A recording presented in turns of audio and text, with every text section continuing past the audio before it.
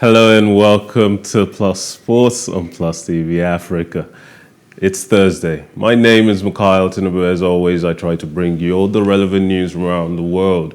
Everything to save your sporting news cravings. Now, British billionaire Jim Ratcliffe is interested in buying Manchester United. His spokesperson has made clear to The Times on Wednesday, August 17th, after Elon Musk said his plan to buy the Premier League club was all part of a long-running joke. Musk, the world's richest person, said on Twitter that he wanted to buy England's most successful club before clarifying that it was a joke and that he had no interest in purchasing any sports teams.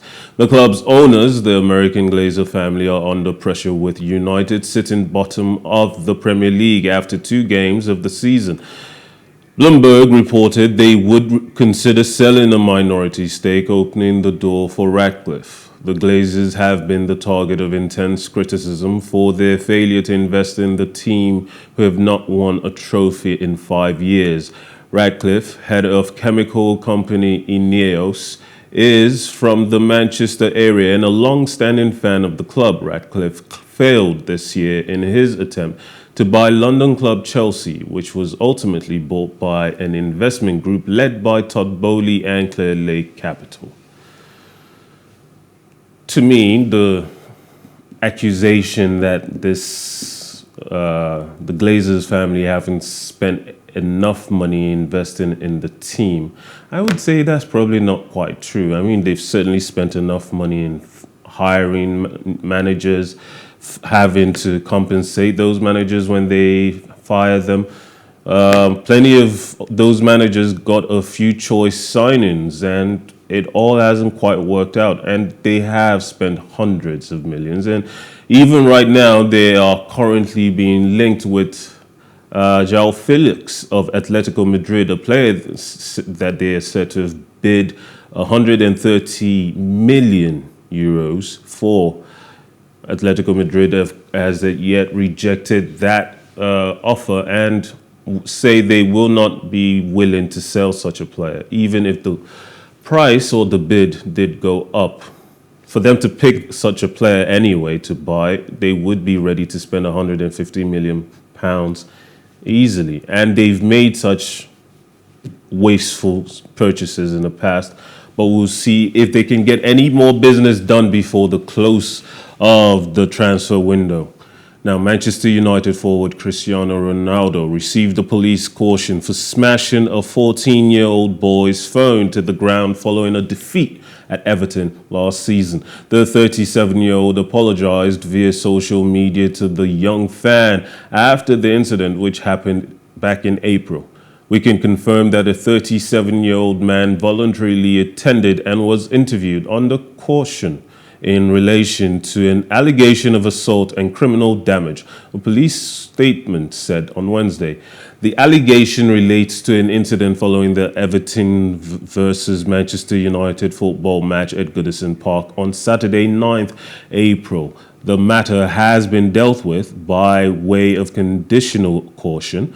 The matter has now concluded, according to them. Video footage did appear to show Ronaldo angrily slapping the phone out of the boy's hand as he walked down the tunnel. The boy's mother said he had been left with a bruised hand and that his phone screen had been smashed. Ronaldo is reported to be seeking a move away from Old Trafford, having returned to the club a year ago from Juventus.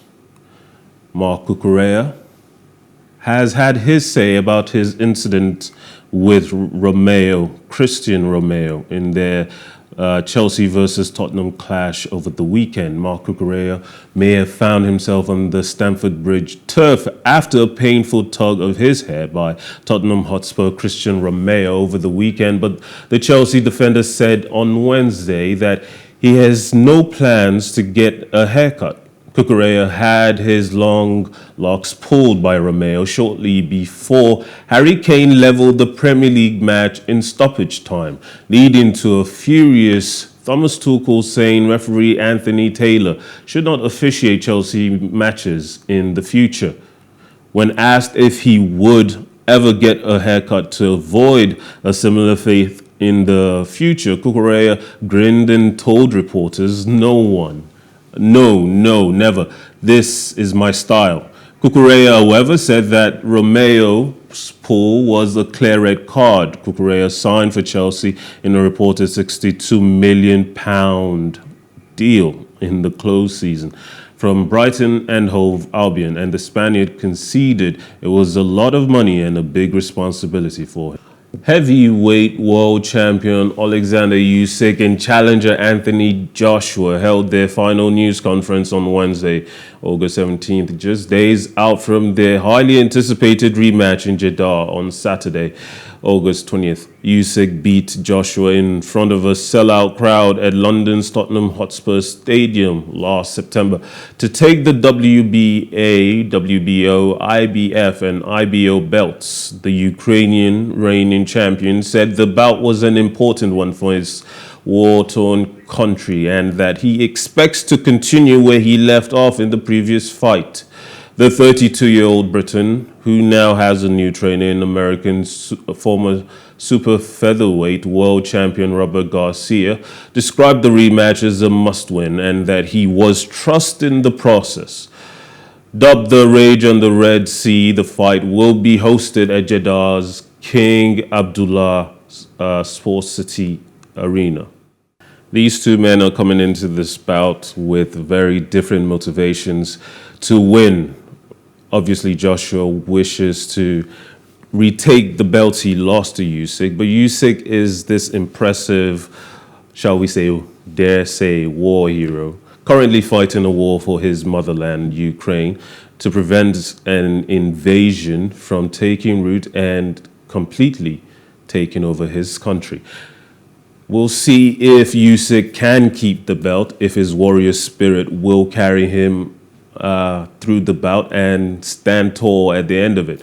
Joshua is a powerful and formidable, shall we say, pound-for-pound boxer, heavyweight boxer, and it will be a bout that will excite everyone on Saturday. I can't wait. Los Angeles Lakers forward Lebron James has agreed a 2-year extension deal with the team worth, guessed it, $97.1 million. The contract includes an extension option for another year through the 2024-2025 season, his agent Rich Paul said. James, who had been entering the final season of his current deal worth $44.5 million, turns 38 in December and is therefore limited to signing a 2-year extension as he will be 38 or older when the deal expires. The extension will make the 4 times NBA champion and MVP the highest earning player in NBA history, with $532 million in career guaranteed money, overtaking Brooklyn Nets forward Kevin Durant. In February, James pushed back on speculation that he was looking to move on from the underperforming Lakers, saying he intended to stay with the team for as long as he can play. The Lakers missed the playoffs in 2022 despite James averaging 30.3 points, 8.2 rebounds, and 6.2 assists, with injuries limiting him to just 56 games.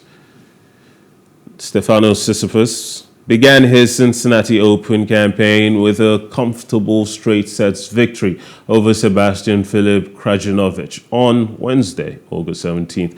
The Greek 4th seed claimed a 6-3, 6-4 victory to set up a last 16 clash with 13th seeded and Argentine Diego Schwartzman.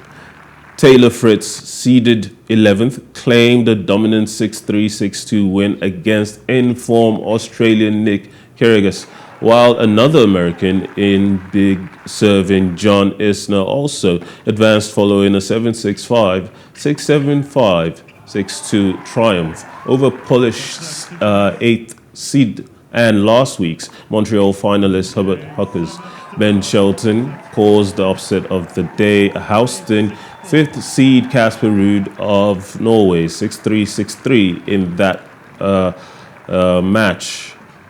And it saw the American wildcard hit a lobbed tweener winner. So Miomir Kikomonovic retired from his match against Italian 10th seed Yannick Sinner, trailing 7-5, 3-1, while Canadian Denis Shapovalov got the better of local favorite Tommy Paul 3-6, 6-4, 6-3. Former US Open champions Venus Williams and Dominic Thiem were handed wildcard entries into this year's final Grand Slam tournament, the United States Tennis Association USTA said on Wednesday, August 17th. Other Americans, along with Williams getting Flushing Meadows wildcards, were former Australian Open champion Sophia Kenin, Coco van der Weer, Elizabeth Mandlik, Peyton Stearns, and 17-year-old Alina Yu. American men gaining direct entry into the main draw via wildcards include Sam Querrey, Emilio Nava, J.J. Wolf, Ben Shelton, and Lerner Tien. This year's tournament will run from August 29th to September 11th. The 42-year-old Williams, twice champion at Flushing Meadows, returns to the US Open for the first time since 2020. Her sister Serena, the winner of 23 Grand Slam singles titles, could bring the curtain down on her remarkable career in New York. Serena Williams announced her forthcoming retirement last week in Toronto, saying she was evolving away from tennis, although she has not specifically said the US Open will be her final tournament. Australian Thiem, who rallied from 2 sets down against Alexander Zverev to win the 2020 US Open, is also returning from a long injury layoff that has seen his world ranking drop to 228. Now, I'm always happy that you join us on Plus Sports on Plus TV Africa. Thank you. I want to leave you with Cameron Norrie. Remember, life is never boring with some sports. My name is Mikhail Tinubu. Have a wonderful day.